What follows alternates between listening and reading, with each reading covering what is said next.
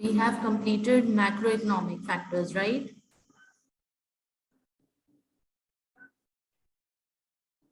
हमने macro complete कर लिया है। आज इंशाल्लाह बिस्मिल्लाहिर्रहमानिर्रहीम हम माइक्रो इकोनॉमिक फैक्टर्स शुरू करने वाले हैं। सो माइक्रो इकोनॉमिक फैक्टर्स किसे कहते हैं बिलाल? नाम से क्या लग रहा है? मैक्रो हम पढ़ चुके हैं, अब माइक्रो की बारी आ गई है।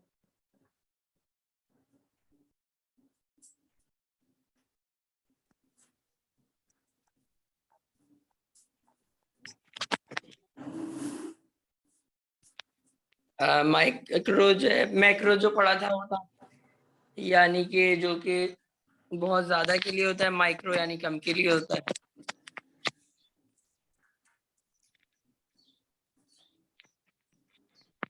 मैक्रो यानी कि फुल कंट्री के लिए बड़े लेवल पे, माइक्रो यानी ऑन इंडिविजुअल लेवल, एक घर, एक इंडिविजुअल, एक सप्लायर, एक कॉम्पिटिटर, उसके लेवल पे होता है। ठीक है, जरा पढ़िए डेफिनेशन।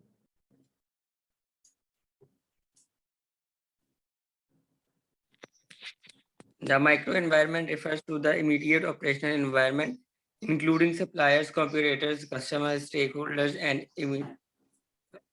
intermediaries.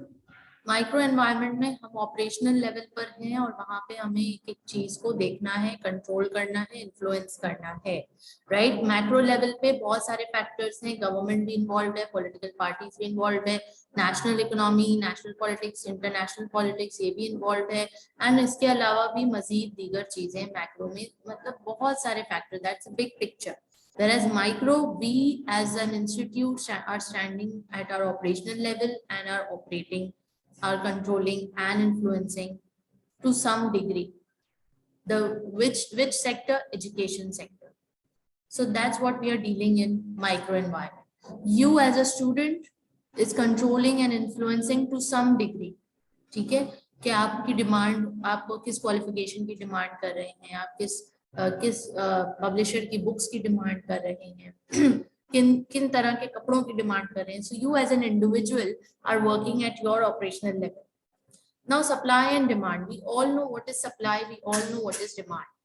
सप्लाई और डिमांड का एक रिश्ता है कि जितनी डिमांड बढ़ेगी सप्लाई भी उसी रेशियो से बढ़ेगी, और अगर डिमांड घटेगी तो सप्लाई भी उसी रेशियो से घटेगी। कुछ चीजों में ऐसा होता है, यानी कुछ नंबर ऑफ कुछ टाइप ऑफ गुड्स में ऐसा होता है कि जिनकी डिमांड बढ़ती है मगर सप्लाई नहीं बढ़ती। क्यों? क्योंकि वो फिक्स सप्लाई होती है। फिक्स सप्लाई जैसे कि फॉर एग्जांपल नेचुरल रिसोर्सेज। अब पेट्रोल की डिमांड जितनी भी बढ़ जाए, बैक एंड से crude oil as a natural resource जितना अवेलेबल होगा तो उसी हिसाब से पेट्रोल बनेगा ना, राइट। तो वो डिमांड के ऊपर रिएक्ट नहीं करती। इस नेचुरल रिसोर्सेज जो होते हैं वो डिमांड के ऊपर उनकी सप्लाई डिपेंड नहीं करती, रादर उनकी सप्लाई अवेलेबिलिटी पर डिपेंड करती है कि अवेलेबल कितना है। अब इसकी और एक और नेचुरल रिसोर्स की एग्जांपल दो Bilal.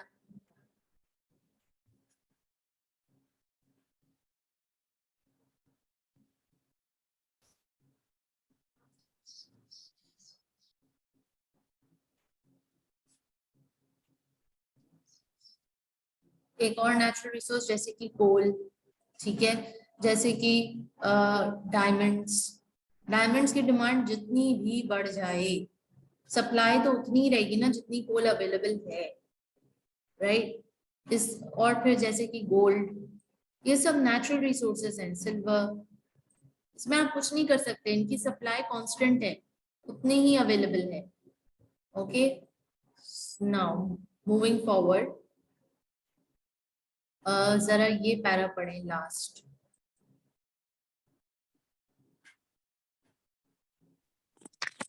The market economy based on capitalism contrasts with the centrally planned economy in which the state controls production.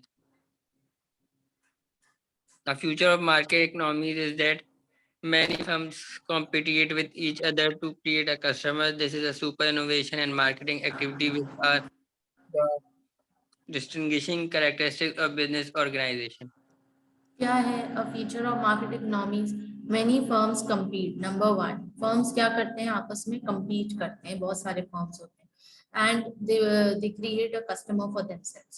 This is a spur to innovation and marketing activities, यानी कि जब बहुत सारे लोग मार्केट में एक जैसा प्रोडक्ट बेच रहे हो, बहुत ज्यादा कंपटीशन हो, तो फिर कस्टमर कौन से सप्लायर को चूज करे, मुश्किल हो जाता है। तो लिहाजा हर कॉम्पिटिटर को क्या करना पड़ता है, कुछ ना कुछ अपने प्रोडक्ट को डिफ्रेंशिएट करना पड़ता है थ्रू इनोवेशन, या पैकेजिंग चेंज कर दे, या स्लोगन चेंज कर दे, या मतलब कुछ बोनस दे, कोई फ्री आइटम दे, कोई एक्स्ट्रा सर्विस दे, some innovative idea he has to bring on to the table so that the customer gets attracted to him. And marketing activities भी उसे परफॉर्म करनी पड़ती है, मार्केटिंग कैंपेन्स चलानी पड़ती है, which are the distinguishing characteristics of business organisation. और यही वो चीजें हैं जो एक बिजनेस को दूसरे बिजनेस से मुख्तलिफ करती है। अब देखो, कपड़े धोने वाला सर्फ, कपड़े धोने वाला डिटर्जेंट, कितने सारे ब्रांड्स हैं, और हर ब्रांड अपने आप को प्रमोट करने के लिए एक अलग स्लोगन इस्तेमाल कर रहे हैं ताकि कस्टमर उससे अट्रैक्ट होकर उसका प्रोडक्ट खरीदे।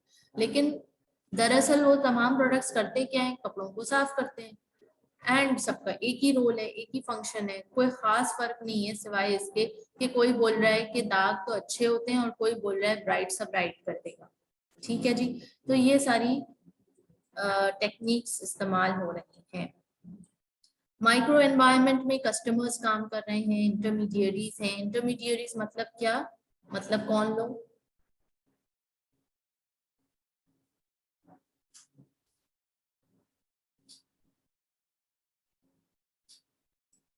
Any idea Bilal, any guess? नहीं। एजेंट्स, ठीक है, suppliers, competitors, interest groups. Now, internal and external micro and macro environment. Internal and external micro and macro environment में क्या लिखा है जरा पढ़े।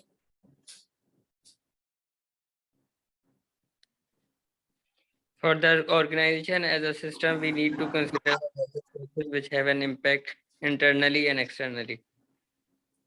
क्या कह रहे हैं? For the organization as a system, we need to consider the various forces which have an impact internally and externally. Of course, micro और macro दोनों ऐसे दोनों उन फैक्टर्स से मुतासिर होते हैं जो कुछ इंटरनल फैक्टर्स कहलाते हैं और कुछ एक्सटर्नल कहलाते हैं।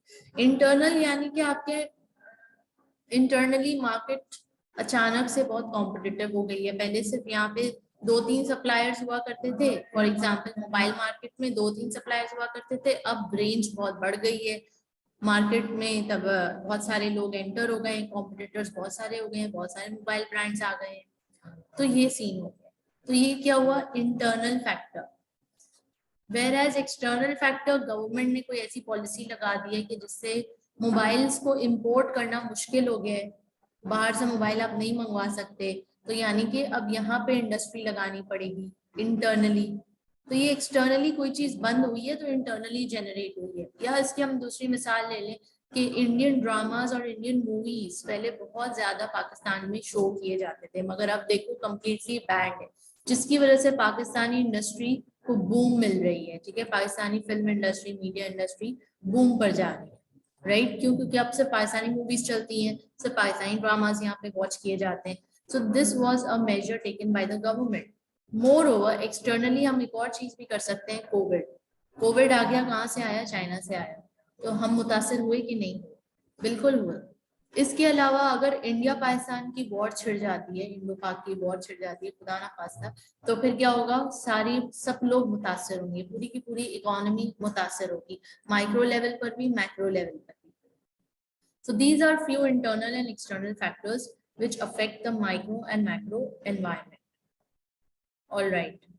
The 5 M's: material, money, men, machine, management. हम अक्सर रिसोर्सेज में बताते हैं कि हर इंडिविजुअल के पास और हर ऑर्गेनाइजेशन के पास 3 रिसोर्सेज होते हैं।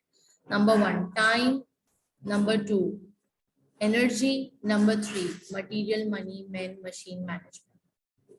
ये 3 रिसोर्सेज चाहे कोई इंडिविजुअल हो या कोई ऑर्गेनाइजेशन हो, यही होते हैं 3 रिसोर्सेज। अब इस कुछ किसी के पास कुछ कम होता है, कुछ ज्यादा होता है। किसी के पास कुछ होता है कुछ नहीं होता है, लेकिन होते ये तीनों ही हैं। और फिर इन तीनों का किस तरह हम इस्तेमाल कर रहे हैं, मैनेज कर रहे हैं, इनको ऑप्टिमम यूटिलाइजेशन पर कैसे लेकर जा रहे हैं, ये डिपेंड करता है जो भी इसे इस्तेमाल कर रहा हो। ठीक है, हर इंसान के पास, हर ऑर्गेनाइजेशन के पास दिन में 24 घंटे ही, फेयर इनफ, कुदरत ने 24 घंटे ही दिए हैं सबको। एनर्जी उतनी ही है, हम सब इंसान हैं, ठीक है, जितनी एनर्जी आपके पास है उतनी मेरे पास है। मैन, मटेरियल, मनी, मशीन, इसमें थोड़ा थोड़ा फर्क आ जाता है, एंड दैट्स इट। बट इसको भी आप मैनेज करके अगर चले तो ऑप्टिमम यूटिलाइजेशन पर लेकर चल सकते हैं, and more over effective results produce कर सकते हैं। You can produce results out of these resources. आगे बढ़ते हैं। Okay. The customer value proposition. What is the customer value proposition? पढ़िए।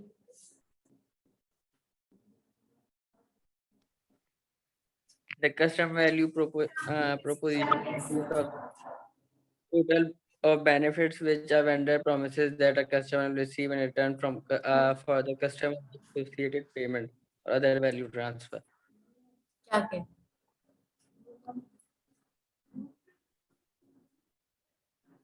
आपको क्या समझ आ रही है इस बात से?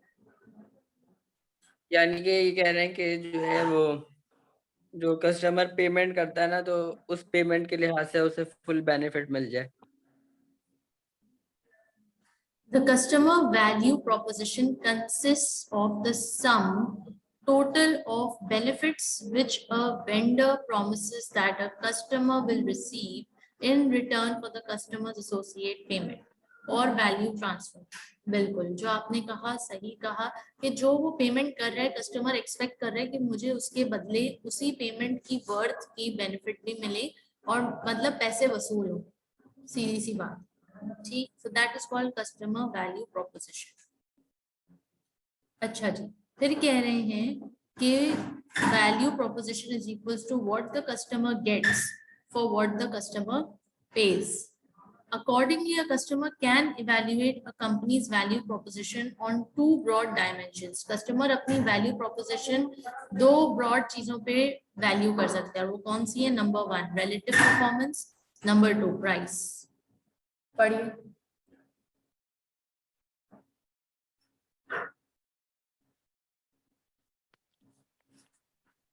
Relative performance, what the customer get from a vendor relative to a competitor's offering price, which consists of the payment the customer makes to acquire the product or service plus the excess cost. क्या कह रहे हैं? ये कह रहे हैं कि जो है जो कस्टमर ने चीज ली है, तो वो जो है दूसरा जो ऑफर कर रहा था वो उसके लिहाज से बेहतर है जो भी पहले वाले में। और Relative performance का मतलब है कि what the customer gets from the vendor relative to a competitor's offering. मतलब of course कि अगर मैं एक सप्लायर से माल ले रही हूँ और वो माल हो सकता है एक मोबाइल फोन है, how is it different from the another supplier? कि ये भी तो वही मोबाइल फोन उसी ब्रांड का बेच रहा है, तो मैं इससे क्यों लूं और इससे क्यों ना लूं? तो ये रिलेटिव परफॉर्मेंस पे आप डिपेंड करते हैं कि हो सकता है मैं एक दफा इसके पास चली गई, इसने इतना अच्छे से मुझे वेलकम किया, इतना अच्छे से मुझे मोबाइल दिखाया, पेशेंस के साथ, तसल्ली के साथ, स्माइलिंग फेस के साथ, पानी और कोल्ड ड्रिंक भी ऑफर किया, तो मैं इससे मुतासिर हो गई कि हाँ ये बड़ा अच्छा बंदा है, नाइस बंदा है। और इसके पास एक दिन गई थी तो उसके पास रश था, तो उसने मुंह घुमा के भी नहीं देखा, तो मुझे फिर क्या हो गया कि नहीं, मुझे तो इसके पास ही जाना। Relative performance. Price, which consists of payment the customer makes to acquire the product or service plus the access cost. Of course, अगर मुझे एक मोबाइल लेना है एक ही ब्रांड का, तो मैं यहाँ से भी पता करूंगी, यहाँ से भी पता करूंगी, ऑनलाइन भी पता करूंगी, जहाँ पे भी मुझे ज्यादा डिस्काउंट मिल रहा है मैं वहीं से खरीदूंगी। ठीक है, तो ये दो बेसिक चीजें हैं कि जिसके ऊपर कस्टमर इवेल्युएट करता है कि भाई मुझे ज्यादा वैल्यू कहाँ से मिलेगी, मुझे ज्यादा बेनिफिट कहाँ से मिल रहा है। Next, concept of a market. Read.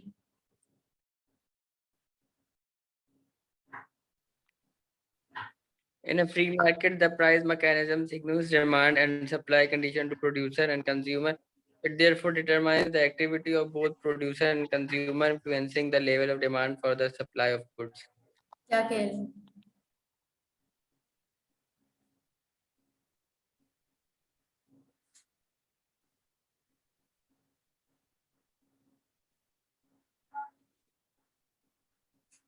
ये कह रहे हैं कि जो प्राइस है वो डिपेंड करती है कि प्रोडक्शन पे और जो उसकी सेल हो रही है उसके ऊपर।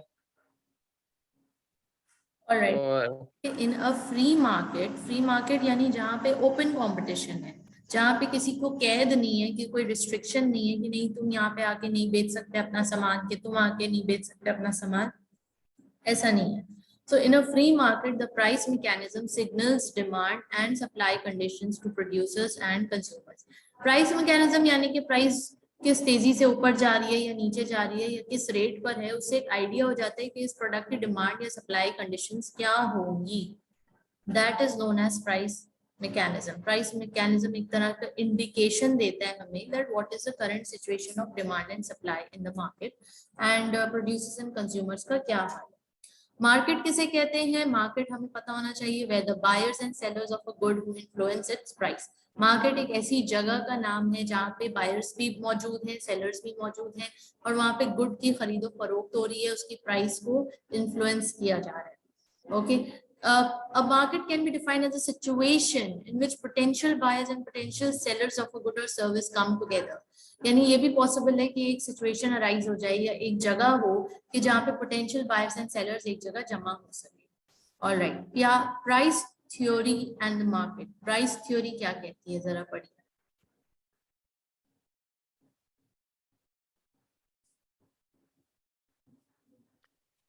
price theory is concerned with how market prices for good as arrived at through the interaction of demand and supply.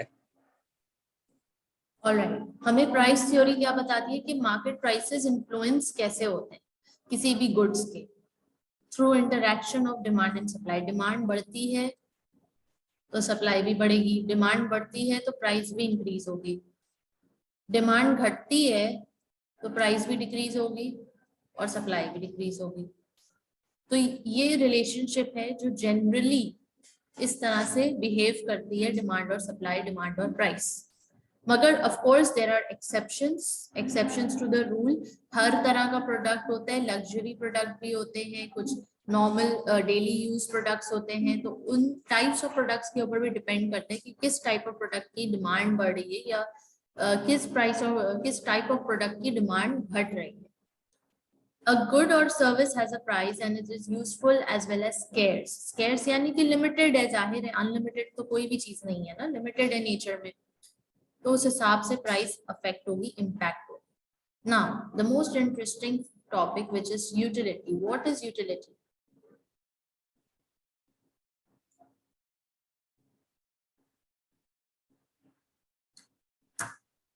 पढ़िए।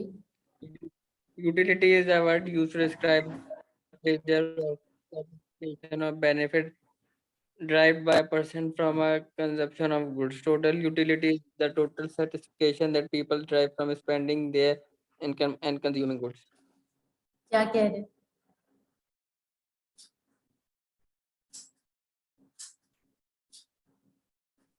ये कह रहे हैं कि जो यूटिलिटी है वो सेटिस्फिकेशन है कि जो एक पर्सन की होती है जब वो गुड्स को यूज करता है, और जो है टोटल यूटिलिटी जो है वो टोटल सेटिस्फिकेशन होती है जो कि लोगों को हासिल होती है कि जो उन्होंने इनकम और कंज्यूम गुड्स किए उसके लिहाज से। Utility is the word used to describe the pleasure or satisfaction or benefit derived by a person from the consumption of a good. अब इसकी एक मिसाल लेते हैं, एंड मिसाल है मैंगो। मैंगो का सीजन आने वाला है ना, तो जब आप पहला मैंगो खाओगे इस सीजन का ठंडा करके या, तो कितना मजा आएगा।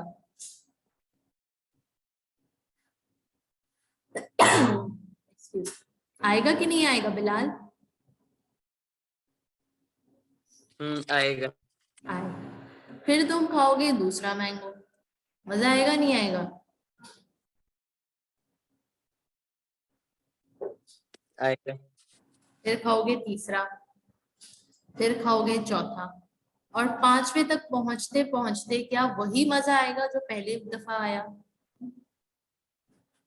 नहीं, नहीं। क्यों नहीं? बोर हो जाएंगे खा के। बोर हो जाएंगे, या फिर ऑलरेडी तुम यहाँ तक खाते खाते तुम कंप्लीटली सेटिस्फाई हो गए, फुल्ली सेटिस्फाइड। तो अब जाहिर है अब जो भी खाओगे वो एक्स्ट्रा होगा, या उसकी तुम्हें अब तलब नहीं है, मगर चूंकि अब बोला गया है खाने के लिए तो खाओगे।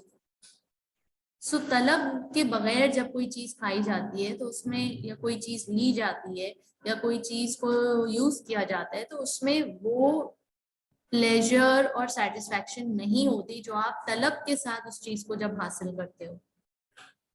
That is utility, that is utility. आपको जब जिस चीज की जरूरत होगी आप तब वो चीज खरीदोगे, तो मतलब आप सेटिस्फाई होगे वो चीज खरीद के, दैट इज द यूटिलिटी, आपको बेनिफिट होगा। मगर आपको उस चीज की जरूरत ही नहीं है, आपको वो दी जा रही है, आपको जबरदस्ती बोला जा रहा है खरीदो खरीदो, खाओ खाओ, ले लो ले लो, तो आप ले तो शायद लोगे, मगर आपको ना प्लेजर मिलेगा, ना सेटिस्फेक्शन मिलेगी, ना बेनिफिट महसूस होगा, बल्कि आपको लगेगा मेरी वेस्ट ऑफ मनी हो गया, या बिला वजह मैंने बहुत ज्यादा खा लिया, अपने पेट पर जुल्म कर लिया। ठीक है जी। तो that is the utility. Now total utility is the total satisfaction that people derive from spending their income and consuming goods. Marginal utility is the satisfaction gained from consuming one additional unit of a good, or the satisfaction foregone by consuming one unit less. अब marginal utility किसे कहते हैं? Marginal utility कहते हैं कि भाई जब तुमने पहला आम खाया, जस्ट फॉर एन एग्जाम्पल, तुम्हें 10 आउट ऑफ 10 मजा आया, ठीक है। जब तुमने दूसरा मैंगो खाया तुम्हें 10 आउट ऑफ 10 मजा आया, जब तुमने तीसरा मैंगो खाया तुम्हें 9 आउट ऑफ 10 मजा आया, और जब तुम चौथे पे आए तो तुम्हें 5 आउट ऑफ 10 मजा आया। तो ये जो जिस नंबर से नीचे गिर रहा है ना, इसे कहते हैं मार्जिनल यूटिलिटी। कि तुम्हारी जैसे जैसे तुम कंज्यूम करते जाते हो तुम्हारी सेटिस्फैक्शन एक एक पॉइंट से कम होती चली जाती है, ठीक है। सो ये क्या कह रहे हैं? Marginal utility is the satisfaction gained from consuming one additional unit of a good, or the satisfaction foregone by consuming one unit less. If someone eats 6 apples and then eats a 7th, total utility refers to the satisfaction they derive from all 7 apples together, while marginal utility refers to additional satisfaction from eating the 7th apple, having already eaten 6. 6 apples खाने के बाद जब 7वें Apple पे पहुंचोगे तो जाहिर है उसका मजा उतना नहीं होगा जितना तुम्हारे 6 एप्पल्स का था। तो वो जो एक एडिशनल सेटिस्फैक्शन तुम्हें मिल रही है या तुम लूज कर रहे हो, that is known as marginal utility. Clear है बात?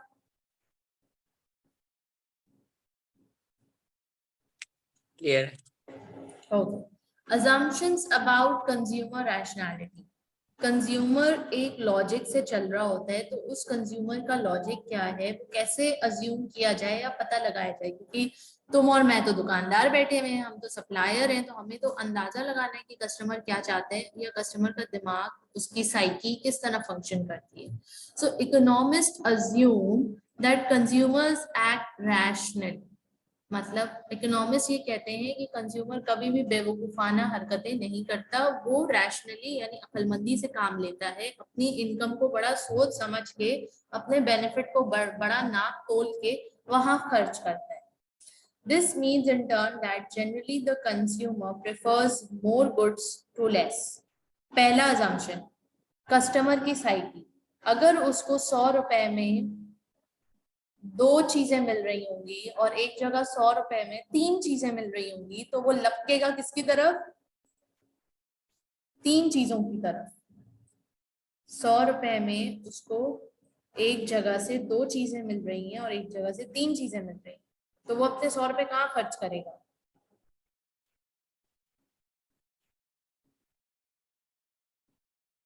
जहाँ से 3 चीजें मिल रही हैं। एग्जैक्टली, यहाँ खर्च करेगा। क्यों? क्योंकि कस्टमर की साइकी है जनरली। जरूरी नहीं कि हर कोई ऐसा करे, मगर जनरली ये कस्टमर की साइकी है कि वो प्रेफर करता है कि उसको सेम प्राइस में ज्यादा माल मिल जाए। Next, generally the consumer is willing to substitute one good for another provided its price is right. अगर आपको 100 रुपए में चाय मिल रही है और 150 में कॉफी मिल रही है, ठीक है, 150 में, एंड कस्टमर जो है उसे कॉफी पसंद है, मगर उसने देखा कि कॉफी के रेट तो बढ़ गए, पहले यही कॉफी 100 रुपए में आ रही थी, अब 150 की करती कॉफी भैया, तो ये कस्टमर जो है ये रेडी होता है कि चलो ठीक है चाय से गुजारा कर लेते हैं, तो ये कस्टमर चाय ले लेगा 100 रुपए की, क्योंकि इसको खर्च सिर्फ 100 रुपए ही करने, इसके पास है ही सिर्फ 100। ठीक है, तो कस्टमर की एक और साइकी क्या है कि he is willing to substitute one good for another. वो अपने एक सामान जो वो खरीदता आ रहा है, अगर उसकी प्राइस चेंज हो जाए, ज्यादा हो जाए, और उसका अगर सब्स्टिट्यूट मौजूद हो सस्ते प्राइस में, तो वो सब्स्टिट्यूट की तरफ चला जाता है। Choices are transitive. What do you understand by this? Bilal, ये पॉइंट अब आपने मुझे समझाना है, पढ़ो और समझो।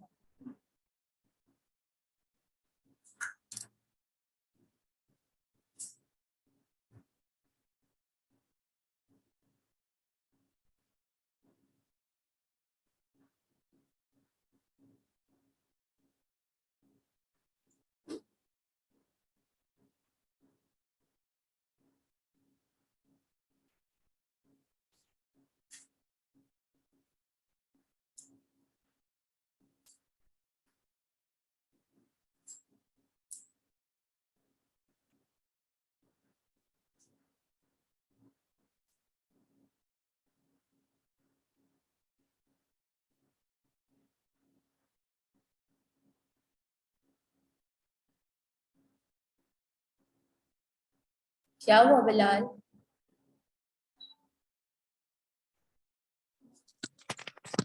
इसका समझ नहीं आ रहा मतलब। तुक्का लगाओ, एग्जाम में नहीं समझ आएगा तो छोड़ के आ जाओगे? कुछ तो समझ आ रहा होगा, जो समझ आ रहा है समझा दो। ये ट्रांजिटिव का मतलब क्या होता है? मैं नहीं बताऊंगी, अंदाजा लगाओ। एग्जाम में तो कोई भी ऐसा वर्ड आ सकता है, तो उस वक्त तो तुम्हें अंदाजा ही लगाना पड़ेगा ना।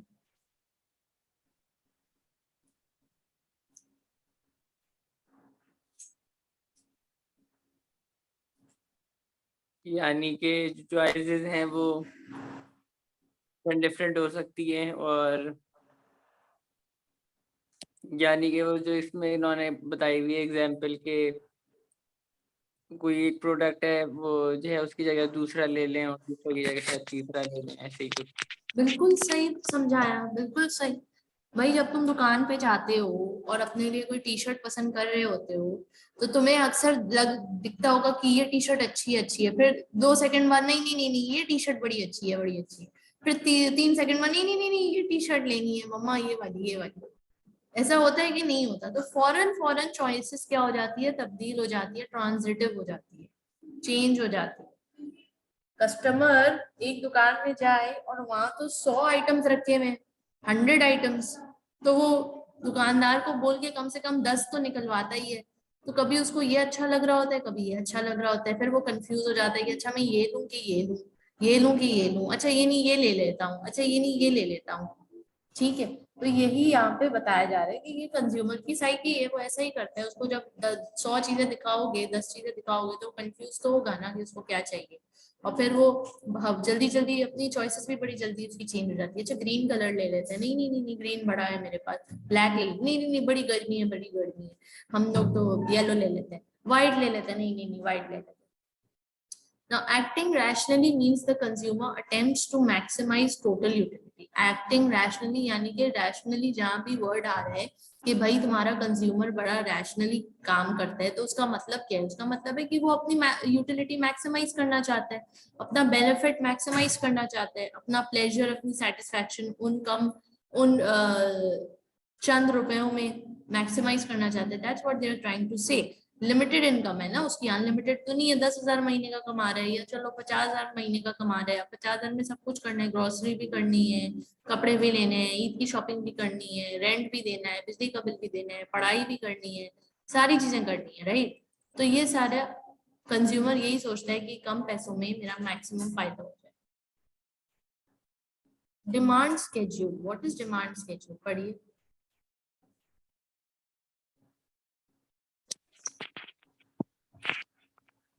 The position of demand curve is determined by the consumer taste and preferences and consumers income.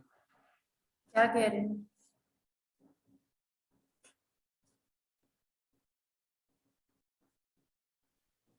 ये कह रहे हैं कि जो डिमांड का कर्व है वो डिपेंड करता है डिमांड की कंडीशंस के ऊपर और कस्टमर का जो टेस्ट है उसके ऊपर, उसकी इनकम के ऊपर। The position of the demand curve is determined by the demand conditions, which include consumers' taste and preferences and consumers' incomes. Of course, demand curve जो है, demand conditions, कोई भी कस्टमर कोई चीज डिमांड करता है तो उसके पीछे कुछ रीजंस होते हैं, और वो रीजंस क्या है? नंबर 1 कंज्यूमर की चॉइसेस, नंबर 2 कंज्यूमर का इनकम, नंबर 3 कोई डिस्काउंट वगैरह जो भी चीजें अवेलेबल हो है, ठीक है। Number 4 trend, fashion. ये बहुत सारे फैक्टर्स हैं जो डिमांड कर्व को अफेक्ट करते हैं, ठीक है जी। Concept of demand,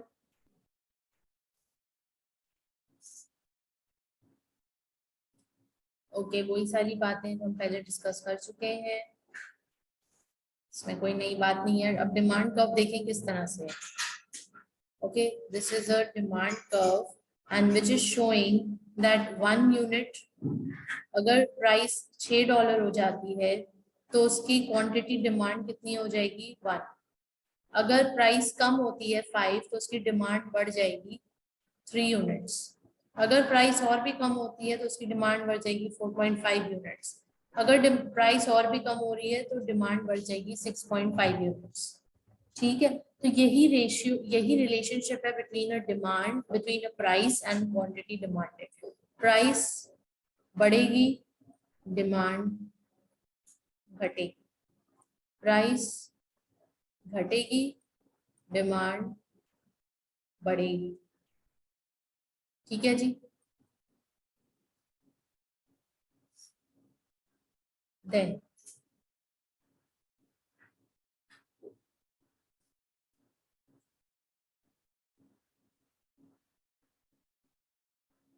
market demand curve, market demand curve मतलब कि ऑल कंज्यूमर्स टुगेदर, इनकी साथ तमाम कंज्यूमर्स की डिमांड, तमाम कंज्यूमर्स की जो भी एक्टिविटीज हैं वो एक ही साथ एक ही ग्राफ में दिखाई जा रही है।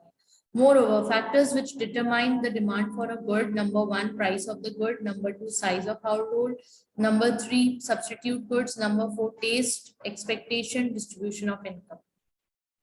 ये वो फैक्टर्स हैं जो किसी भी गुड की डिमांड को अफेक्ट करते हैं। सबसे पहले इस गुड की प्राइस, दूसरा उस बंदे की इनकम, तीसरा इस गुड का कोई सब्स्टिट्यूट गुड अवेलेबल है मार्केट में या नहीं और उसकी क्या प्राइस है, number 4 taste and fashion, number 5 expectation of future price changes, number 6 distribution of income among households. तो ये तमाम वो फैक्टर्स हैं जो गुड की डिमांड को अफेक्ट करते हैं। Substitutes and complements, substitutes and complement, substitute किसे कहते हैं? जैसे कि चाय का सब्स्टिट्यूट कॉफी है, कहवा है, ग्रीन टी है, ठीक है, इतने सारे सब्स्टिट्यूट्स हो गए। कॉम्प्लीमेंट गुड्स, ब्रेड के साथ बटर का होना जरूरी है। अगर एग है तो एग के साथ भी यूजुअली लोग ब्रेड प्रेफर करते हैं। तो ये सारे कॉम्प्लीमेंट्री गुड्स हैं। अगर टी है तो टी के साथ शुगर लाजमी होनी चाहिए, ठीक है, तो कॉम्प्लीमेंट्री गुड्स। शुगर का क्या कोई सब्स्टिट्यूट है? हाँ है, गुड़। So these are the substitute goods, but these two are complementary goods. Complementary और सब्स्टिट्यूट के बीच में फर्क समझ आया बिलाल?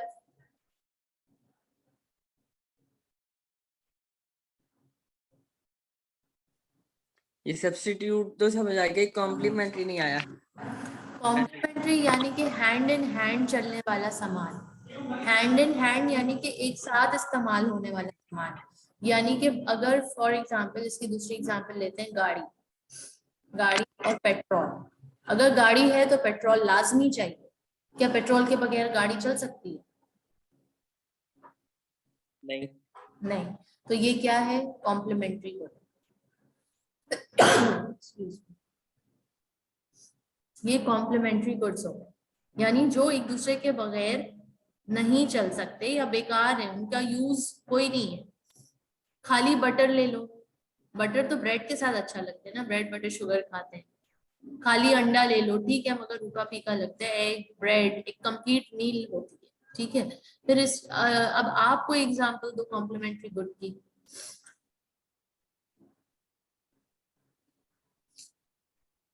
जैसे कि एसी हो गया, उसके साथ लाइट हो गई।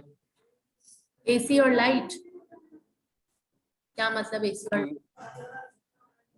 एसी के बगैर अगर एसी ले भी लें तो लाइट ना हो तो चलेगी ही नहीं, चलेगा ही नहीं। बिल्कुल, इलेक्ट्रिसिटी के बगैर लाइट्स एसी ये सब बेकार है। इलेक्ट्रिसिटी होगी तो ये भी चीजें चलेंगी, अप्लायंसेस चलेंगी। सही है, ठीक है जी, आगे बढ़ते हैं। जैसे यहाँ पे कुछ और एग्जांपल्स हैं, कप्स एंड सॉसर्स। कप्स के साथ सॉसर का होना जरूरी है। अच्छा जी, आगे, price elasticity of demand. What is price elasticity of demand? पढ़िए। Elasticity in general refers to the relationship between two variables. Elasticity of demand explains the relationship between change in quantity demand and change in price. Alright, तो price elasticity हमें क्या बताती है कि change in quantity demanded and change in prices. जिस तेजी से price change हो रही है, क्या उसी तेजी से डिमांड गिर रही है? ये बताता है कौन हमें? इलास्टिसिटी। कि अगर प्राइस 10% हाई हो गई तो डिमांड क्या 10% नीचे गिरेगी, या 5% नीचे गिरेगी, या 2% नीचे गिरेगी? तो ये हमें कौन बताएगा? Price elasticity. अच्छा, अब तीन टाइप्स हैं। Number 1 inelastic, number 2 elastic. अच्छा, अब इनइलास्टिक का क्या मतलब? The demand for a good is said to be inelastic when changes in price have a relatively small effect on the quantity of the good demanded. Price inelastic हम उस scenario में कहेंगे कि जब प्राइस 10 रुपए थे, ठीक है, 10 रुपए से 5 रुपए हो गए, मगर डिमांड पहले कितनी थी? डिमांड 10 यूनिट्स की थी। डिमांड अब भी उतनी ही है, 11 यूनिट्स की हो गई है। कुछ खास फर्क नहीं पड़ा। हालांकि प्राइस में देखो 50% फॉल हो गया, मगर डिमांड में कुछ खास फर्क नहीं पड़ा। तो इस सिनेरियो को क्या कहेंगे? In elastic. क्या कहेंगे Bilal? Inelastic. Inelastic. Next, elastic. When changes in price have a relatively large effect on the quantity of a good demanded. यानी कि अब सिनेरियो क्या है कि प्राइस 10 रुपए से 8 रुपए पे आई है और डिमांड जो है 10 यूनिट से 15 यूनिट पर चली गई। मतलब सिर्फ 2 रुपए प्राइस में तब्दीली आई है और डिमांड जो है 5 यूनिट से बढ़ गई है। It's a big difference, therefore it is known as elastic. So relatively small and relatively large. Relatively small change inelastic, relatively large change elastic. Relatively large मतलब greater than 1. 1 से बड़ा होगा वो नंबर जिसको हम क्या कहेंगे? इलास्टिक। 1 से अगर छोटा होगा वो नंबर तो उसको हम क्या कहेंगे? In elastic, relatively small. बात क्लियर है यहाँ पे Bilal? Elastic in elastic clear है। ओके। बिलाल को रोजा लग रहा है। अच्छा जी, आगे बढ़ते हैं। Coefficient of PED is measured as percentage change in quantity demanded divided by percentage change in price. ये फॉर्मूला है, इसको लर्न कर लें। कोएफिशिएंट पता लगाने के लिए ये यूज किया जाता है ताकि हमें क्या पता चल सके कि भाई इन इलास्टिक डिमांड है या इलास्टिक डिमांड है। क्योंकि अगर इन इलास्टिक होगी तो लेस देन 1 होगी, इलास्टिक होगी तो मोर देन 1 होगी।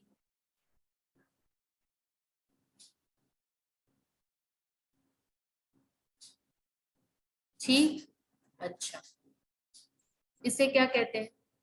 इसे डेल्टा कहते हैं। The symbol for change delta Q divide by Q multiply by 100 divide by delta P divide by P multiply by 100। P is the price, Q is the quantity. अब हमारे पास एक और नहीं, दो चीजें और हैं, which is arc elasticity of demand and point elasticity of demand. Arc elasticity किसे कहते हैं, पढ़िए।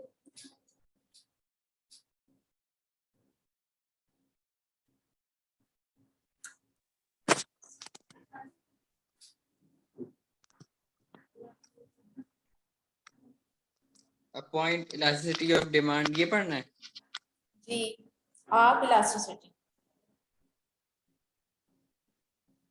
if we are measuring the responsiveness of demand to a large change in price, we can measure elasticity between 2 points on the demand curve, and the resulting measure is called arc elasticity of demand.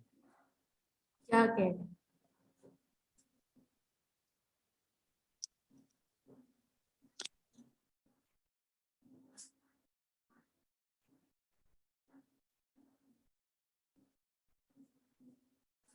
ये कह रहे हैं कि अगर price में ज्यादा change है तो हम जो है 2 पॉइंट्स का जो डिफरेंस है वो मेजर कर सकते हैं डिमांड कर्व के जरिए, और जो रिजल्ट आता है उसे आर्क इलास्टिसिटी कहते हैं। जी, ये वही वाली बात हो गई इलास्टिक वाली। इलास्टिक का हम क्या देखना चाह रहे हैं कि there is a large change in the price. Price में बहुत बड़ा फर्क आया है, ₹10 से ₹2 पर आ गई है। तो अब बताओ कि डिमांड का क्या हाल हुआ होगा। तो अब जब हम इसका पता लगाते हैं तो उसको क्या कहते हैं, arc elasticity. If we wish to measure the responsiveness of demand at one particular point in the demand curve, we can calculate a point elasticity of demand. यानी डिमांड कर्व किसे कह रहे हैं, उस एक्सेस, इस लाइन को demand curve कहते हैं। अगर हमें फॉर एग्जांपल हमें यहाँ का पता करना है इलास्टिसिटी, इस पॉइंट का, पर्टिकुलर इस पॉइंट का, तो इसको हम क्या कहेंगे, पॉइंट इलास्टिसिटी ऑफ डिमांड। और अगर हमें ये पता करना है कि भाई यहाँ पे प्राइस थी और यहाँ पर आ गई, तो हमें इसका, इस डिफरेंस को मेजर करना है, तो इसको क्या कहते हैं, आर्क इलास्टिसिटी। ठीक है जी, आगे बढ़ते हैं हम। हमारे पास यहाँ पे एक सम है और इस सम का ये सोल्यूशन गिवन है, और ये किस तरह फाइंड आउट हो रहा है, using the formula given over here. ठीक है, इस फॉर्मूला को इस्तेमाल करते हुए, तो ये फॉर्मूला अपने पास लिख लीजिए ताकि जब हम सम की तरफ आए तो आप इसको अप्लाई करने की कोशिश करें।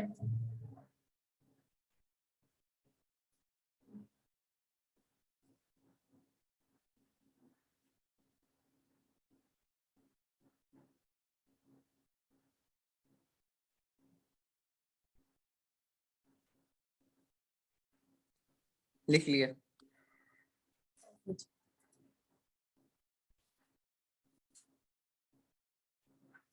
ये सवाल है,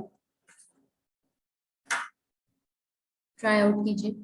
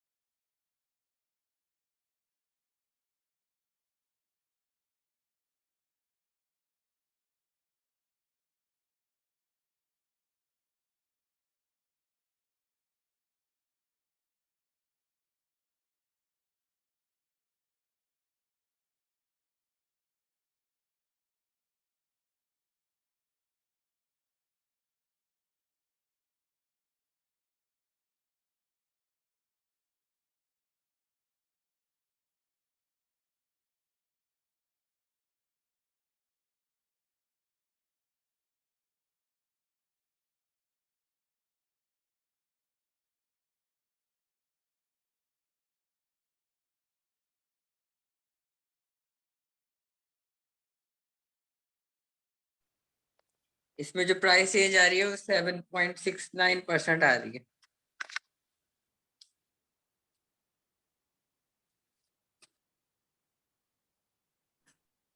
क्या आ रही है? 11.6%। 7.69। 7.69 चेंज इन प्राइस। चले आपने इसको राउंड ऑफ कर लिया 7.69, right? Then change in demand and price elasticity निकालें।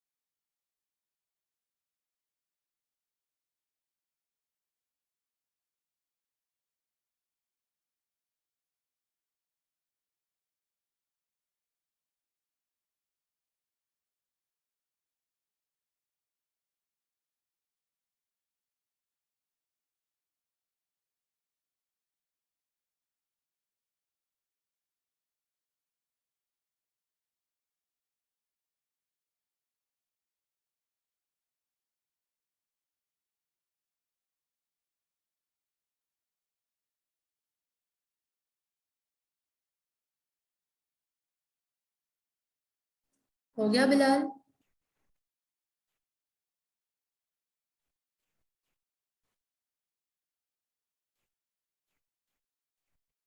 एक मिनट।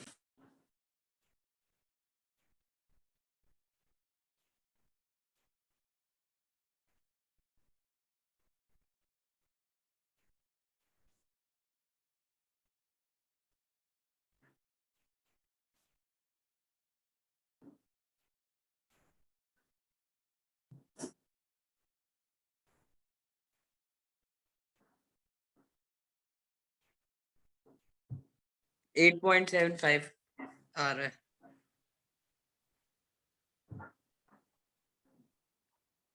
$8.75 change in demand. ये इसमें इन्होंने 765 से डिवाइड किया है, और मैंने 8 लाख से किया जो कि क्वांटिटी थी total. Average quantity over the range, average निकालना होगा ना। फॉर्मूला में क्या गिवन है देखो, demand of quantity divide by quantity demanded, change in quantity divide by quantity demanded divided by change in price divide by price.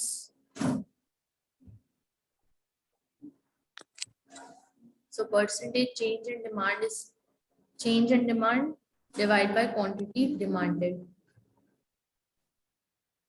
Average quantity over the range is 765 units. Average सिर्फ किया, average price यहाँ पे average price से किया।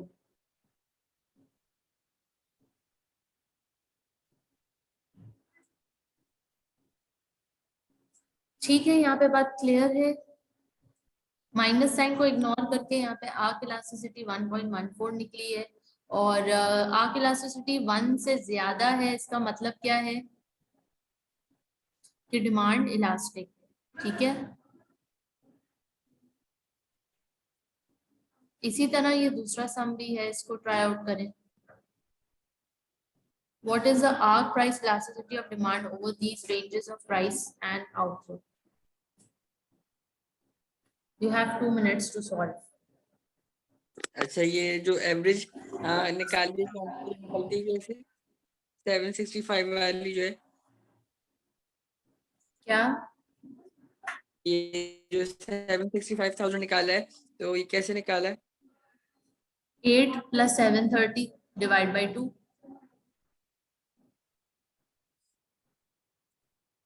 इसको और इसको add करके डिवाइड बाय 2 कर दो, देखो क्या आंसर आ रहा है।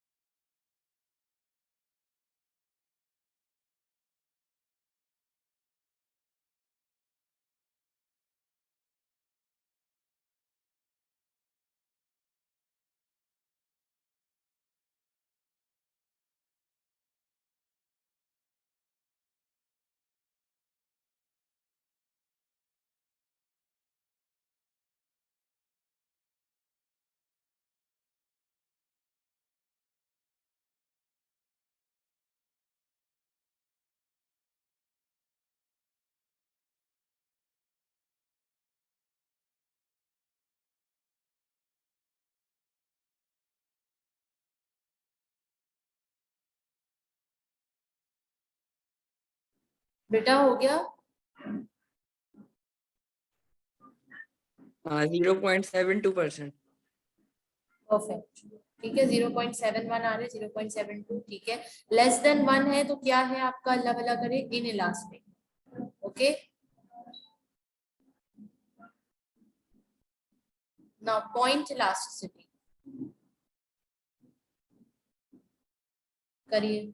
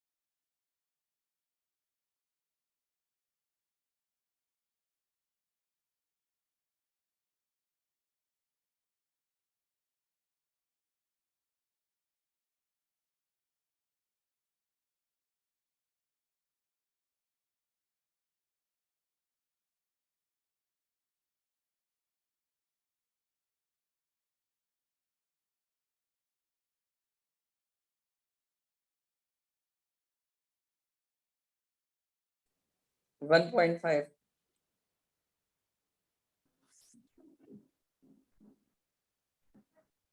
1.05 आ रहे, which is greater than 1, therefore elastic.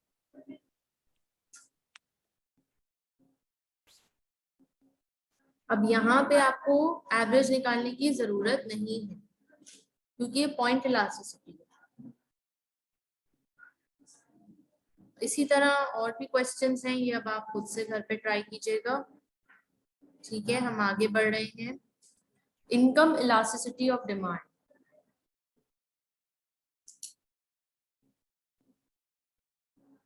पढ़िए।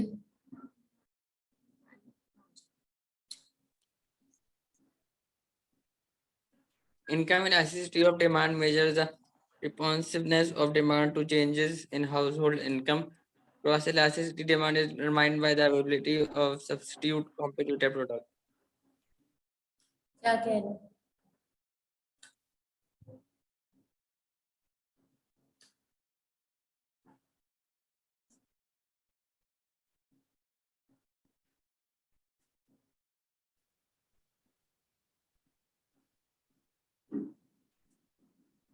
Income elasticity of demand measures the responsiveness of demand to changes in household income. यानी कि अगर आपकी हाउस होल्ड इनकम में तब्दीली आ रही है तो उसके जाहिर है, अगर आप 10,000 कमा रहे थे और अब आपकी तरक्की हो गई, प्रमोशन हो गई, 20,000 कमा रहे हो, तो डेफिनेटली तुम अब ज्यादा खर्च करोगे या आपकी डिमांड में चेंज आएगा, आपके बाइंग स्टाइल में चेंज आएगा। एक शख्स है वो 50,000 कमा रहा था, अब उसकी तनख्वाह 1.5 लाख हो गई है, डेफिनेटली उसके अब एक्सपेंसेस में चेंज आएगा, डिमांड में तब्दीली आएगी। Cross elasticity of demand is determined by the availability of substitute. Cross elasticity किसे कहते हैं कि भाई सब्स्टिट्यूट अगर अवेलेबल है जो कि कॉम्पिटिटर का प्रोडक्ट है, तो मतलब अगर for example T and coffee, T कोई और ब्रांड की है, कॉफी कोई और ब्रांड की है, अगर टी की प्राइस में तब्दीली आएगी तो कॉफी की डिमांड में चेंज आएगा, कॉफी की प्राइस में तब्दीली आएगी तो टी की डिमांड में चेंज आएगा। क्यों? क्योंकि ये दोनों सब्स्टिट्यूट प्रोडक्ट्स हैं, इन दोनों की प्राइस आपस में रिलेटेड है, इन दोनों का डिमांड आपस में कनेक्टेड है। This is known as cross elasticity. Income elasticity का ये फॉर्मूला है, ठीक है। और क्या कह रहे हैं, इनकम इन अगर इलास्टिक हुई तो मतलब ग्रेटर देन 1, और अगर इन इलास्टिक हुई तो मतलब बिटवीन 0 and 1। ठीक है। The change in quantity demanded takes form of a shift in the position of the demand curve, not a movement along it. जब क्वांटिटी डिमांड में चेंज आता है, तब्दीली आती है, तो जो आपका डिमांड कर्व होता है ना, डिमांड कर्व, ये अगर डिमांड कर्व की मूवमेंट ऊपर जा रही है या नीचे जा रही है, this is known as movement in the demand curve. और ये यूजुअली किसकी वजह से होती है, प्राइस की वजह से। प्राइस अगर बढ़ गई तो डिमांड घट जाएगी, और प्राइस अगर घट गई तो डिमांड बढ़ जाएगी। तो इससे क्या हो रहा है, डिमांड कर्व में मूवमेंट हो रही है। लेकिन प्राइस के अलावा अगर कोई और फैक्टर में तब्दीली आती है, जैसे कि सब्स्टिट्यूट का प्राइस चेंज होता है या इनकम चेंज होती है, तो फिर डिमांड कर्व में मूवमेंट नहीं होगी, पूरी की पूरी डिमांड कर्व शिफ्ट होगी, या ऊपर की तरफ या नीचे की तरफ। अगर इनकम बढ़ती है तो डेफिनेटली फिर उस बंदे की खरीदने की कैपेसिटी भी बढ़ेगी, तो डिमांड कर्व ऊपर की तरफ शिफ्ट होगी। और अगर बंदे की इनकम घटती है तो डेफिनेटली फिर उसकी डिमांड कर्व पे असर आएगा, उसकी डिमांड कर्व नीचे की तरफ शिफ्ट होगी। ठीक है, ये बात क्लियर है कि मूवमेंट और शिफ्ट में क्या फर्क है। मूवमेंट सिर्फ प्राइस की वजह से हो रही है, शिफ्ट दूसरे फैक्टर्स की वजह से हो रही है। वो सब्स्टिट्यूट का प्राइस हो सकता है, वो इनकम हो सकती है, वो कोई मुल्क के हालात हो सकते हैं, वो कुछ और हो सकता है रीजन। ऑलराइट, अब हमारे पास 3 टाइप्स ऑफ गुड्स हैं जो कि यहाँ आ गए, normal goods, inferior goods and luxury goods. ठीक है, अब नॉर्मल गुड्स यानी कि वो गुड जो रोजमर्रा के इस्तेमाल में आती हैं और हर कोई उसे खरीदता है, जैसे कि दाल, चावल, आटा, चीनी, कपड़ा। ठीक है, हर कोई खरीदता है।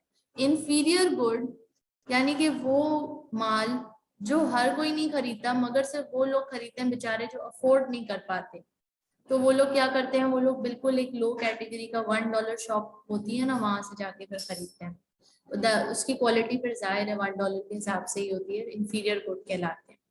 राइट, तो इंफीरियर गुड्स की डिमांड कम हो जाएगी अगर किसी शख्स की इनकम बढ़ती है तो, और नॉर्मल गुड्स की डिमांड तो रहती ही है।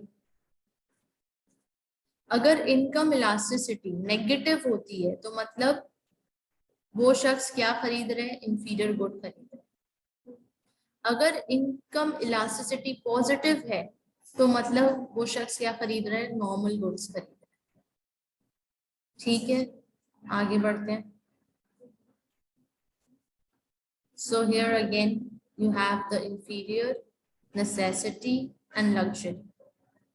Negative means inferior, more than 1 means luxury, 0 to 1 means necessity.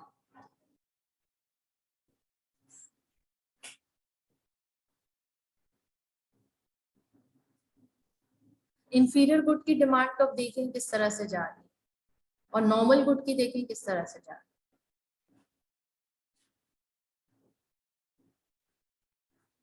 Shift in demand curve यहाँ पे एक्सप्लेन की गई है कि डिमांड कर्व यहाँ पर है और शिफ्ट आ रहा है, मतलब definitely there is not a change in price but a change in income और change in any other factor other than price. क्योंकि अगर सिर्फ उस कमोडिटी की प्राइस तब्दील होगी तो मूवमेंट होगी डिमांड कर्व में, ऊपर की तरफ या नीचे की तरफ, शिफ्ट नहीं होगा। अच्छा, अब आप देखें यहाँ पे डिमांड कर्व पॉजिटिवली स्लोप है and supply curve is negatively slope. Cross elasticity of demand, ये फॉर्मूला है, change percentage change in quantity demanded of good A divided by percentage change in price of good D. दो अलग अलग commodities की हम चूंकि ये सब्स्टिट्यूट गुड्स हैं जिसकी वजह से हम cross elasticity of demand check कर रहे हैं। सब्स्टिट्यूट गुड्स हैं या फिर कॉम्प्लीमेंट गुड्स। सब्स्टिट्यूट गुड्स में क्रॉस इलास्टिसिटी क्या होगी, पॉजिटिव। कॉम्प्लीमेंट गुड्स में क्रॉस इलास्टिसिटी क्या होगी, नेगेटिव। अच्छा, पॉइंट टू बी नोटेड, आपको लग रहा होगा ये अचानक से F1 में इस तरह के सवालात और इस तरह के कहाँ से आ गए, मगर यस ये F1 में है and you have to learn these things, ये इंपॉर्टेंट है। ठीक है, ये elasticity of demand is an important topic in F1, you can not ignore it. Perfect complements -1, complements negative, unrelated products 0, substitute positive, perfect substitute +1. अब देखिए यहाँ पे एक और सब्स्टिट्यूट की एग्जांपल दी गई है, white bread and brown bread. Market demand and the distribution of income. Shifts of demand curve किसकी वजह से हो रहा है, मतलब other than price. House hold income में तब्दीली, सब्स्टिट्यूट की प्राइस में तब्दीली, कॉम्प्लीमेंट की प्राइस में तब्दीली. हो सकता है टेस्ट एंड प्रेफरेंस चेंज हो जाए, expected rise in the price of the product, या फिर इंक्रीज इन पॉपुलेशन. शिफ्ट हमेशा तब होता है जब प्राइस के अलावा कोई और फैक्टर हो जो कि रिस्पॉन्सिबल हो for a change in demand. Bilal, बात समझ आ रही है यहाँ तक या बिल्कुल सो गए हो? आ रही है समझ. Demand, fashion and expectations. Of course fashion भी बहुत बड़ा फैक्टर है. ऑलराइट, जब नीचे की तरफ आ रहा है डिमांड कर्व तो उसको क्या कहते हैं, एक्सपेंशन ऑफ डिमांड. जब ऊपर की तरफ जा रहा है तो उसको क्या कहते हैं, कॉन्ट्रैक्शन ऑफ डिमांड. और जब शिफ्ट हो रहा है मतलब इधर से इधर तब्दील हो रहा है तो this is known as shift in demand. Expansion is the downward movement, contraction is the upward movement. Right hand side, it is the shift in demand. If the demand curve moves to the left hand side, it is also a shift in demand.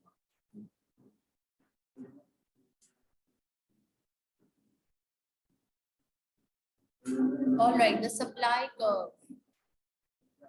The supply curve shows the quantity of a good which would be supplied by producers at a given price. Given price में supply करता है कौन, supplier? That is being shown on the supply curve.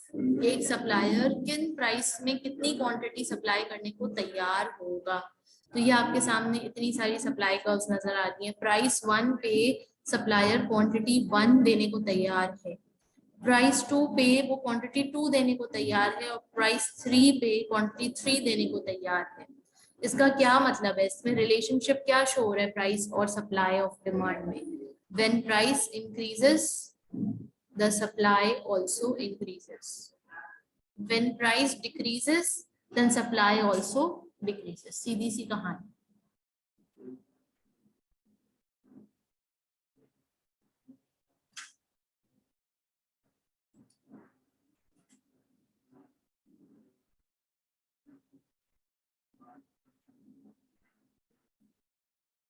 अच्छा, factors which influence the supply quantity, cost of making the good and prices of other goods. Of course कि वो good कितने का बन रहा है वो भी depend करता है, plus उसके substitute या complementary goods की क्या price है उस पर भी depend करता है. Expectation पे depend करता है कि आने वाले दिनों में price तब्दील होगी या नहीं होगी. Technology पे depend करता है change हो रही है नहीं हो रही. Other factors पे depend करता है. All right, shift in the market supply curve. अगर तो shift हो रही है market supply curve तो फिर now you can see this is a shift. Okay, shift क्यों होगी? Other than the price कोई और factor अगर responsible है तो ही shift होगी supply curve. और वो कौन से factors हैं? An increase in the cost factors of production, a rise in the price of other goods, an increase in indirect taxes. ये सारे वजूहात हैं कि जिसकी वजह से shift हो सकती है supply curve में. और एक्सपेंशन और कॉन्ट्रैक्शन कब होगी, यानी कि राइटवर्ड और डाउनवर्ड शिफ्ट कब होगी? A fall in the cost of factors of production, a fall in the price of other goods, technological progress या फिर इम्प्रूवमेंट्स इन प्रोडक्टिविटी. तो ये वो वजूहात हैं कि जिनकी वजह से there is a shift in the supply curve. अब शिफ्ट लेफ्टवर्ड है और राइटवर्ड है, तो दोनों के लिए जो फैक्टर्स रिस्पॉन्सिबल हैं हम वो ऊपर पढ़ चुके हैं. Equilibrium price. इक्विलिब्रियम प्राइस किसे कहते हैं बिलाल, के जहां पे सप्लाई और डिमांड मीट करे, जहां पे सप्लाई और डिमांड मीट करे उसे इक्विलिब्रियम प्राइस कहते हैं. Alright, functions of price mechanism जरा पढ़िए. ये firms output decisions.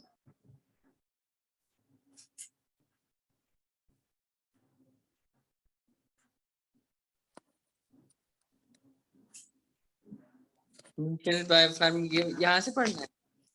Firms output decisions यहाँ से पढ़ना. firm's output decision will be influenced by both demand and supply consideration. Market demand condition influenced by the price as a firm will get for its output. Price act as signal to producer, and changes in price should simulate a response from a firm to change its production quantity. क्या कहते हैं?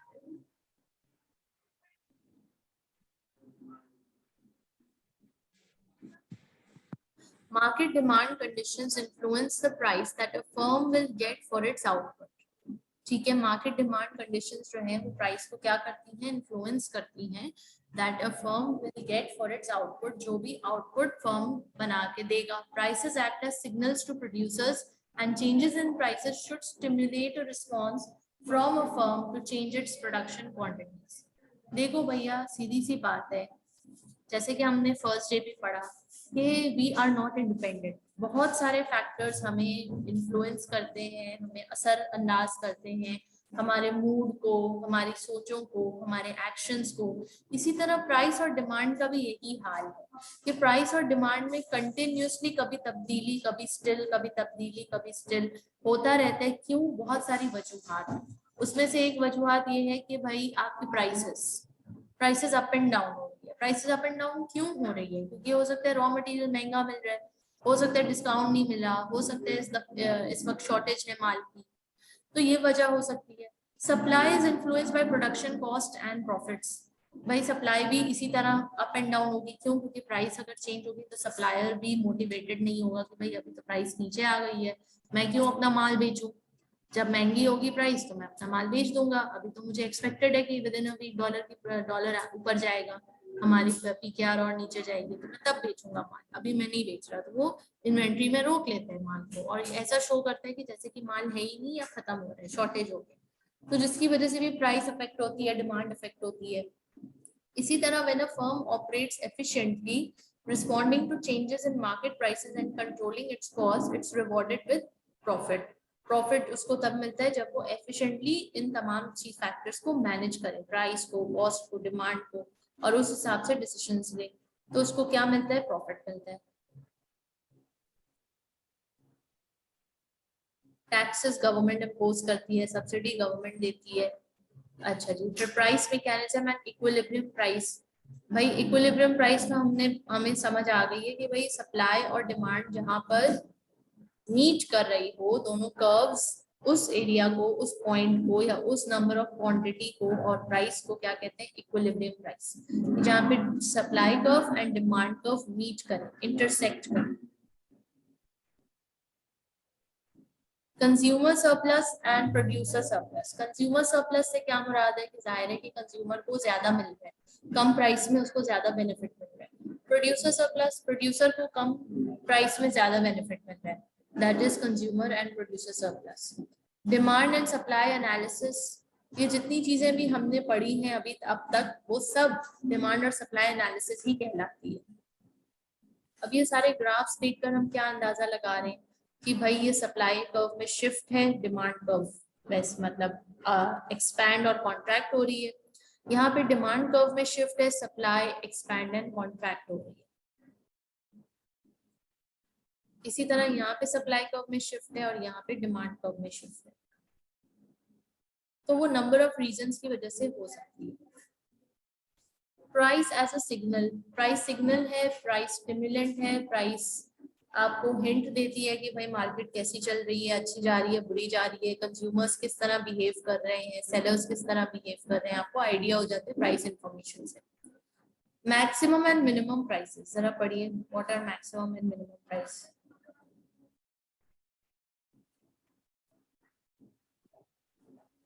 Where maximum prices are imposed, there will be excess demand. Rationing may be necessary, and black marketers may seek to operate where minimum prices are imposed. Producer will make excess supply. क्या कह रहे हैं?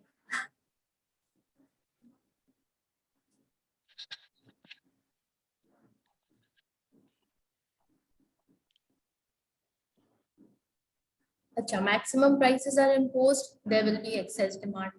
Rationing may be necessary, and black marketeers may seek to operate. Maximum prices यानी कि बहुत prices peak पर चली गई हैं, इसको प्राइस सीलिंग भी कहते हैं, बहुत हाई प्राइसेस। तो फिर लोगों के अंदर एक अलग तरह की साइकोलॉजी एक्ट करने लगती है कि भाई ज्यादा प्राइस है मतलब इसमें कुछ खास है, मतलब इसमें कुछ ऐसा अनोखी चीज है, हमें चाहिए हमें चाहिए। तो इससे क्या हो जाता है, डिमांड भी बढ़ जाती है। हालांकि अगर देखा जाए तो this is not the norm, this is not the natural behaviour of price and demand. Price जब भी बढ़ती है उस कमोडिटी की डिमांड हमेशा कम हो जाती है, that's the normal behaviour.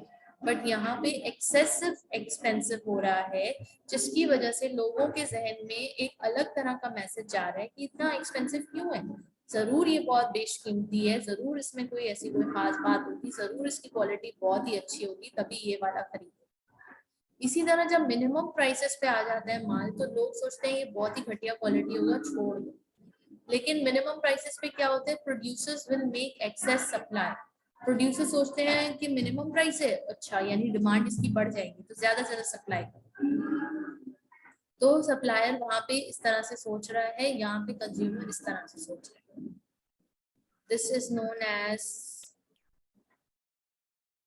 price floor and this is known as price ceiling. बाकी इसकी डिटेल्स आप खुद से रीड कीजिएगा फॉर फर्दर अंडरस्टैंडिंग।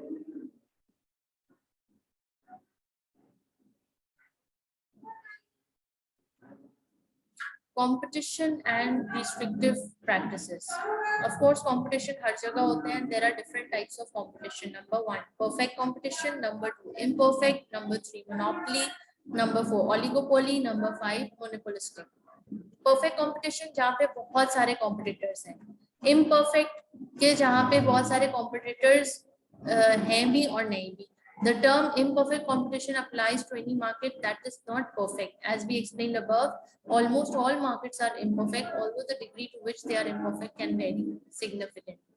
अच्छा जी, मोनोपोली में क्या हो रहा है, मोनोपोली में एक बंदा है और वही पूरी मार्केट में छाया हुआ है, एक ही सप्लायर है। ओलिगोपोली में क्या है, मोनोपोलिस्टिक में क्या है, मोनोपोलिस्टिक में भी बहुत सारे सप्लायर्स हैं मगर क्या है कि वो सिमिलर प्रोडक्ट्स सेल कर रहे हैं, सिमिलर प्रोडक्ट, खाली उनमें थोड़ी सी डिफरेंशिएशन है, पैकेजिंग डिफरेंट है या स्लोगन डिफरेंट है, कलर डिफरेंट है, बाकी मोनोपोलिस्टिक में भी बहुत ज्यादा कंपटीशन है। अच्छा, ओलिगोपोली क्या है, oligopoly arises when a market has a few dominant producers, 2 या 3 डोमिनेंट प्रोड्यूसर्स है। मोनोपोली में तो सिर्फ एक ही है ना, ओलिगोपोली में बहुत सारे नहीं है मगर 2-3 है, सिर्फ एक भी नहीं।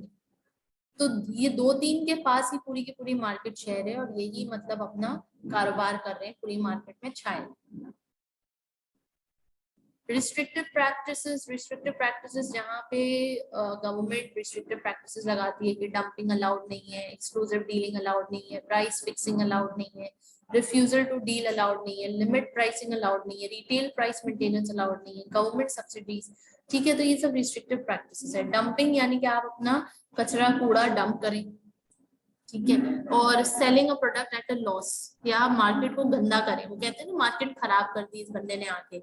अब जैसे कि हमने देखा कि अगर हम अपनी एजुकेशन इंडस्ट्री की बात करें तो यहाँ पे अब ACCA is a very professional qualification and it's UK affiliated chartered accountancy qualification. तो यहाँ पे आपको देखने को मिलेगा कि पाकिस्तान में स्पेशली कि लोग 2-2 हजार और 4-4 हजार में भी ACCA पढ़ा है, जो कि बहुत हैरत की बात है कि ये मार्केट गंदा करने वाली बात है कि आप मार्केट को गंदा क्यों कर रहे हो, क्योंकि ACCA is a well reputed qualification. तो उसके आपने इतनी मेहनत करके, एक ट्यूटर इतनी मेहनत करके अपनी क्वालिफिकेशन कंप्लीट करता है और फिर वो उसके अंदर स्किल्स होती हैं पढ़ाने की, वो पढ़ाने की फील्ड में आते हैं, ठीक है। टेक्निकल स्किल्स के बावजूद अगर उसको 2,000 और 3,000 जैसे कि रेडी के भाव में अपनी स्किल्स को बेचना पड़े, it's sad news and this is known as dumping. You should never dump your product. जो आपके प्रोडक्ट और सर्विस की वर्थ है आप एटलीस्ट उतना तो चार्ज करना ही चाहिए आपको, ठीक है। अगर आप उससे कम कर रहे हो तो आप अपने प्रोडक्ट को डंप कर रहे हो, जस्ट मार्केट में एंटर होने के लिए कर रहे हो, जो कि अगेन 2 तरह के कस्टमर्स है। एक कस्टमर के दिमाग में होगा कि यार ये इतना सस्ता दे रहे हैं, जरूर इसकी क्वालिटी खराब होगी, और एक कस्टमर की होगा अरे बहुत इतना सस्ते में मिल रहा है, मुझे क्या जरूरत है इतना महंगा पे करने की। तो दोनों ही तरह के कंज्यूमर्स मार्केट में मौजूद हैं। एक्सक्लूसिव डीलिंग किसे कहते हैं? एक्सक्लूसिव डीलिंग कहते हैं कि भाई जैसे कि आपने ब्लैक मार्केटिंग कर ली, अंडर द टेबल डील कर ली, ठीक है, या किसी एक बंदे को बहुत ज्यादा फेवर दे दिया, किसी एक कंज्यूमर को, तो ये सब एक्सक्लूसिव डीलिंग कहलाती है। प्राइस फिक्सिंग, प्राइस फिक्सिंग जैसे क्रिकेट में हो जाती है, पहले से प्राइस फिक्सिंग हो जाती है। वैसे तो क्रिकेट में ये होता है कि भाई खेल कर आप जीत रहे हो या हार रहे हो, मगर यहाँ पे क्या हो रहा है, यहाँ पे आप खेल कर जीत या हार नहीं रहे, पहले से प्राइस फिक्सिंग कर रहे हो। Next, refusal to deal. Refusal to deal, आप रिफ्यूज कर रहे हो, you don't want to deal in that. Limit pricing, effectively a monopoly which is intended to discourage entry into the market. Retail price maintenance. Retail price maintenance, which seller cannot set independent price. And then government subsidies. Government subsidies देती है कुछ लोगों को subsidy, यानी कि grants, ठीक है ना, ताकि क्या हो, कॉम्पिटिटर्स, मतलब जिस इंडस्ट्री को गवर्नमेंट चाहती है कि ये फ्लरिश करे, उस इंडस्ट्री को वो सब्सिडी देती है, और जिस इंडस्ट्री को चाहती है कि वो फ्लरिश ना करे, उसके ऊपर एक्सेसिव टैक्सेशन लगा देती है। तो these are some restrictive practices. कोई ऐसी बात जो ना समझ आई हो फिलहाल? नहीं। ओके, यहाँ पे हमारा चैप्टर कंप्लीट है अल्हम्दुलिल्लाह। चले जी, ये कुछ क्वेश्चन है, इसको ट्राई आउट कीजिए। नहीं, यहाँ से ये वाले क्वेश्चन, क्वेश्चन नंबर 7 to 10, ये ट्राई आउट कीजिए।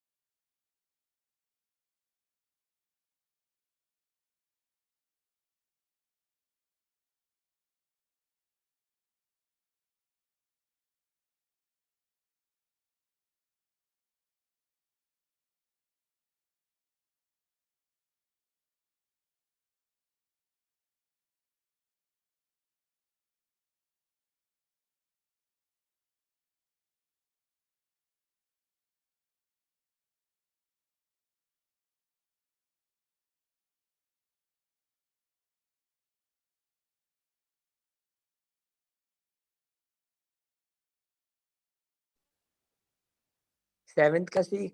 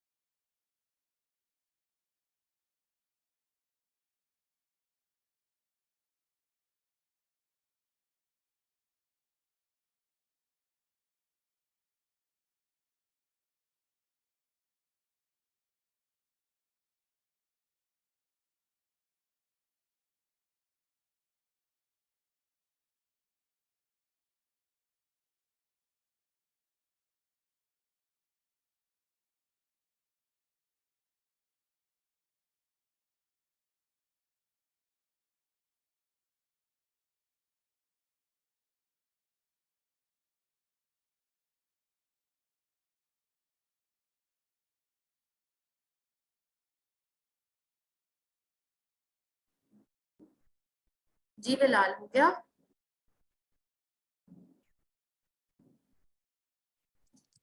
इसमें 7th का सी। सी।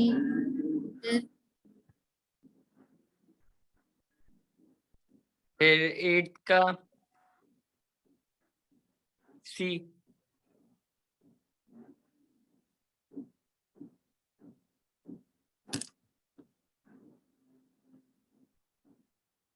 ए। 8th का 9th का ए।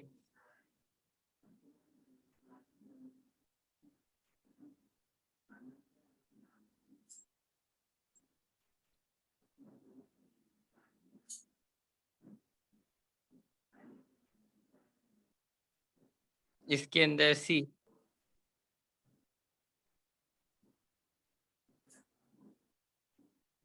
7 का सी दुरुस्त है, 8 का बी है, राइट। 8 का ये दुरुस्त नहीं है।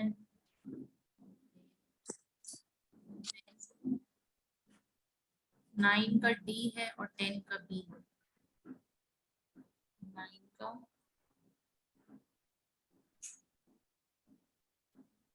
डी है और 10 का बी।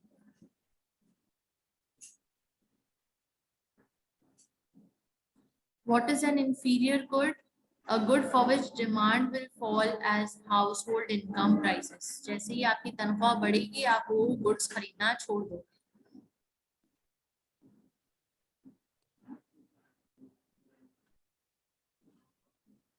ये वाला दुरुस्त नहीं है। अच्छा, फिर in traditional theory, which of the following best describes a firm's short run supply curve? Its average, its marginal cost curve, where price is greater than the average variable cost. Price ज्यादा है, average variable cost कम है।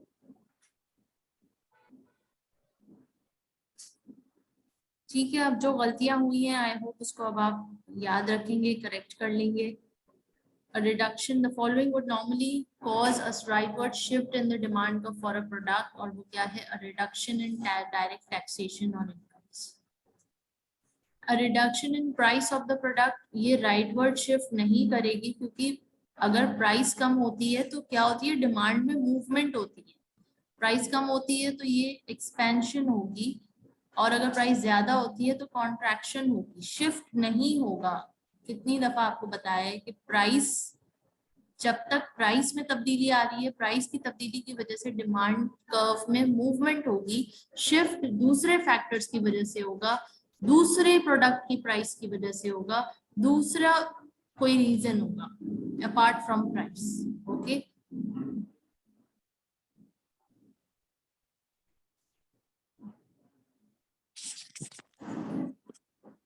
ठीक है जी, यहाँ तक I hope clear है। इंशाल्लाह फिर अगली क्लास में अगले चैप्टर के साथ मुलाकात होगी। अच्छा, आपके साथ व्हाट्सएप ग्रुप में PDF F1 किट की शेयर कर दी गई है, काइंडली आप उसे सॉल्व करना शुरू करें, बैक साइड क्वेश्चंस करना शुरू करें, क्योंकि जैसे कि मैंने आपको कहा था F1 थ्योरेटिकल पेपर है, बहुत लंबे लंबे चैप्टर्स है, बहुत लेंदी कोर्स है, तो आप साथ साथ इसकी तैयारी करते रहेंगे, रोज एक एक चैप्टर को आधा घंटा 45 मिनट्स दे देंगे तो आपको लास्ट डे में मुश्किल नहीं होगी, क्योंकि एकदम से इतना सारा जब पढ़ना पड़ेगा तो फिर बहुत हैवी लगेगा। तो जैसे जैसे हम पढ़ते जा रहे हैं वैसे वैसे आप करें। अभी हम बहुत ज्यादा चैप्टर्स हमने कंप्लीट नहीं किए।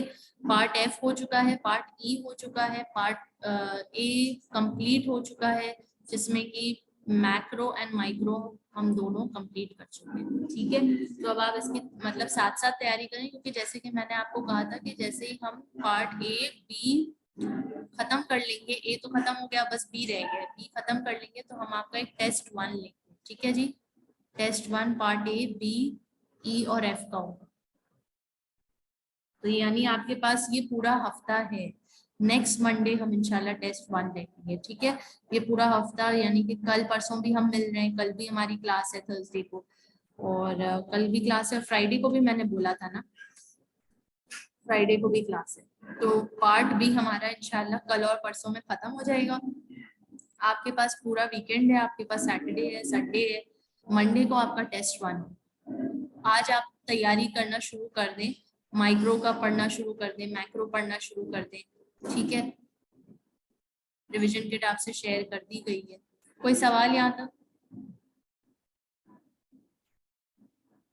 नहीं। ठीक है, चलिए, अपना बहुत सारा ख्याल रखें, इंशाल्लाह कल मुलाकात होगी। अल्लाह हाफिज।